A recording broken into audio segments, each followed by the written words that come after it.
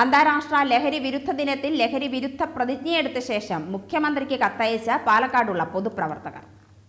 നിരവധി ലഹരി വിരുദ്ധ നിയമങ്ങൾ ഉണ്ടായിട്ടും മദ്യം, മയക്കുമരുന്ന്, പുകയില തുടങ്ങിയ ലഹരി പദാർത്ഥങ്ങൾക്ക് ഒരു നിയന്ത്രണവുമില്ലാതെ വിൽപ്പനയും ഉപയോഗവും നടക്കുന്നു.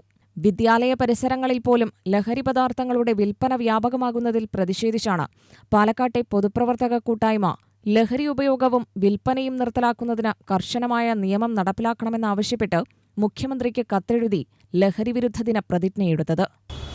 മദ്യവും ലഹരിയും വളരെ സജീവമായി വരുന്നൊരു സാഹചര്യമാണുള്ളത്.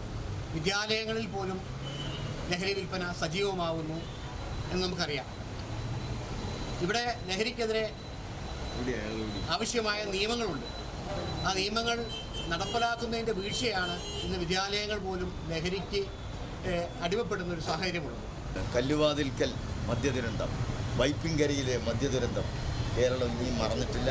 ഭരണാധികാരികൾ മറക്കുകയായിരിക്കും, ഞങ്ങൾ മറക്കില്ല.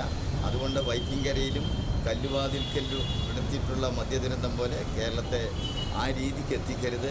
എത്തിക്കുകയാണെങ്കിൽ അതിൽ കുറ്റവാളികളും പ്രതികളും ഈ ഭരണകൂടമാണ്. പാലക്കാട് ഹെഡ് പോസ്റ്റ് ഓഫീസിന് മുന്നിൽ നടന്ന പരിപാടിയിൽ വിളയോടി വേണുഗോപാൽ അധ്യക്ഷനായി. സന്തോഷ് മലമ്പുഴ ലഹരി വിരുദ്ധ പ്രതിജ്ഞ ചൊല്ലി. പേരലിക്കളം കൃഷ്ണദാസ്, ആർ സുരേന്ദ്രൻ, മലമ്പുഴ ഗോപാലൻ, കൃഷ്ണൻകുട്ടി കുനിശ്ശേരി, വി ചന്ദ്രൻ, രാജേഷ് ആലത്തൂർ, അബ്ദുൽ ഖാദർ കണ്ണാടി, ആർ വിവേക് എന്നിവർ സംസാരിച്ചു. UTV news, Palakkad.